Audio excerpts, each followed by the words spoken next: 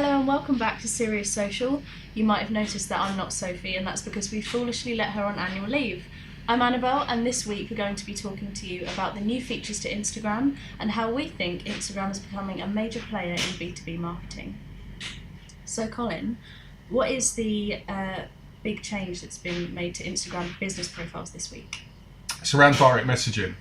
So anyone that uses LinkedIn and has used their in-mail function where you've had emails come in, it's essentially the same process.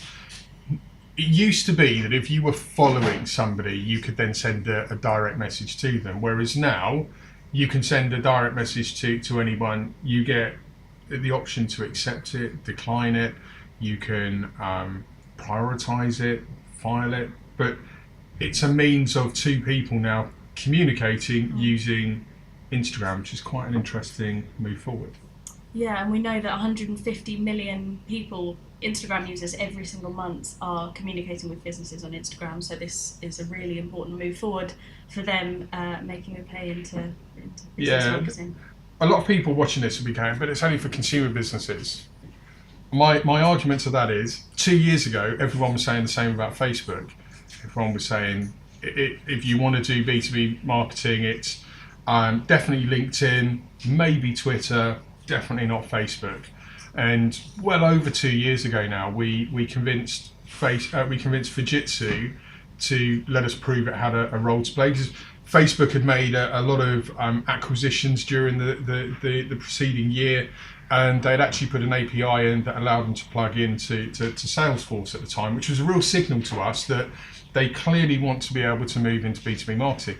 As you well know, we are now smashing it on B2B marketing with Facebook. We haven't got a single client in the agency who doesn't feel the value of Facebook marketing.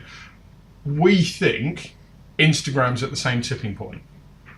And we believe that of those 150 million users that's already using it, some of those will be B2B marketers.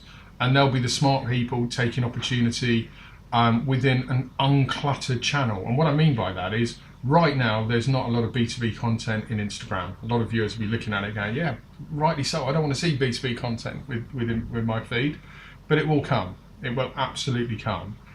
The challenge for businesses is to figure out what the content they can use. So we were chatting a bit last night on this. We believe Instagram has a role to play in event marketing. Anyone that's run events, put content out, they'll have an event hashtag. Go back 3-4 years ago, what was the first thing you had to do? Opening slide of the opening address. You had the hashtag on it, you had the Twitter handle, tweet us your questions, nobody tweeted your questions. If you want to join the conversation, get involved, nobody joined the conversation because it was new, it was alien, right? Today, hashtags feature for all events and Twitter is prominent. What a lot of marketers won't know is how frustrating the data and use of channel in around events is. So for example, and I'm going to give away a bit of our intellectual property here, we know that in the weeks running up to an event, LinkedIn is a really important channel. Secondary, Facebook and Twitter. In event, I'm sorry LinkedIn, because of how rubbish the mobile app is, in event traffic on LinkedIn just dies a death. I mean, even if people are putting content up there, nobody's using it. Go and look at your data maps, go and look at your tracking, you'll see we're right, nobody looks at your LinkedIn content.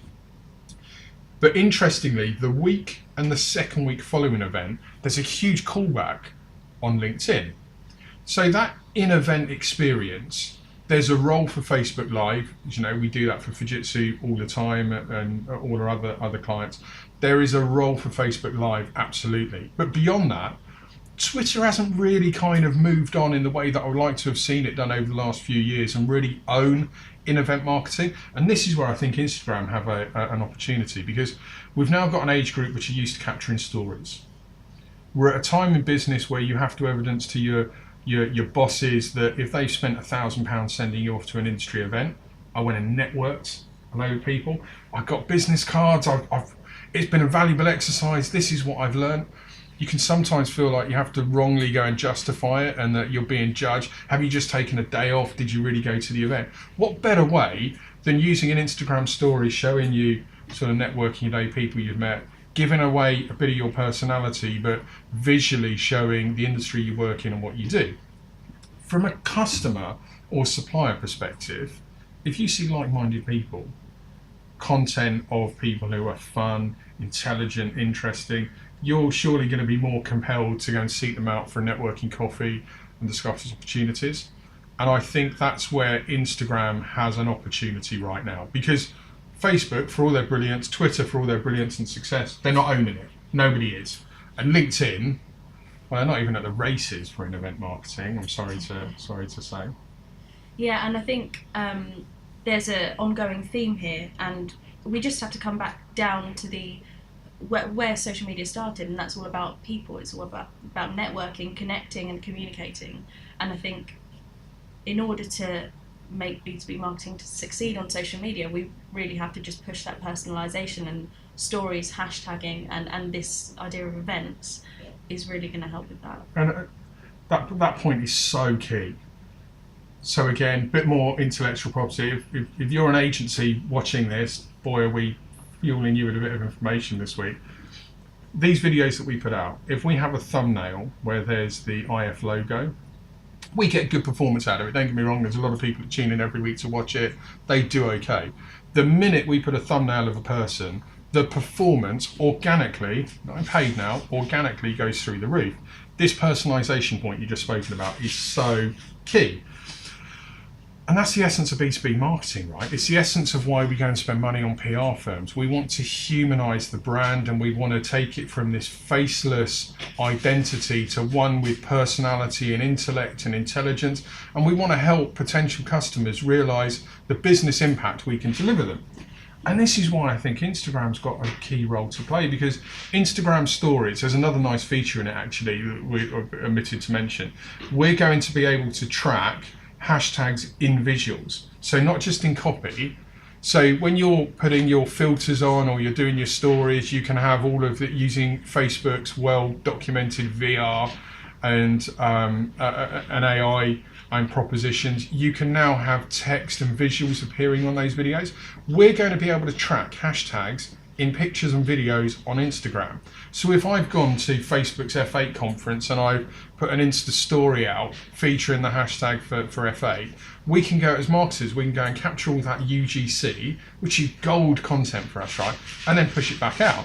So for event marketers wanting to run programs and show how a successful event this year was to potential attendees next year, this is golden content to actually be getting hold of and pushing. And that's why we think increasingly people will look at it. I should say, I can't mention the brands. I wish I could, but I know of a B2B brand, one of our clients, that has just tested this out in Germany, and they have smashed it with some results using Instagram stories at a tech event. Everything we've been hypothesizing, they've gone and proven can happen. So it will take bold companies like Fujitsu were with us 2.5 years ago, when they said, if you believe Facebook can work, here's the budget, go and do it. It will take bold businesses to do that and go and evidence it. But right now, there is an opportunity for first movers on Instagram, and I'm not on drugs, I promise you. I think it's very exciting because, like you said, we saw it happen with Facebook before, and we're seeing these first steps being made by Instagram now into that B2B marketing space. And so I think it's going to be a really exciting area. And it's not massive content change, right? You've got to have beautiful artwork, we know that. But if you're shooting a video, you can flip that into an Instagram story. So there are baby steps that you can start with. But getting people that know how to capture good Instagram stories and mining that knowledge and then figuring out what your Instagram story for your brand or moment would be, it's probably a basic place to start. And then go and have fun and try it. Just like Facebook Live. Commit to it. No things aren't going to happen right first time. No mistakes are going to happen. But jump feet first, and within a few weeks, your confidence will come. I think there's going to be a big 12 months for Instagram and B2B marketing.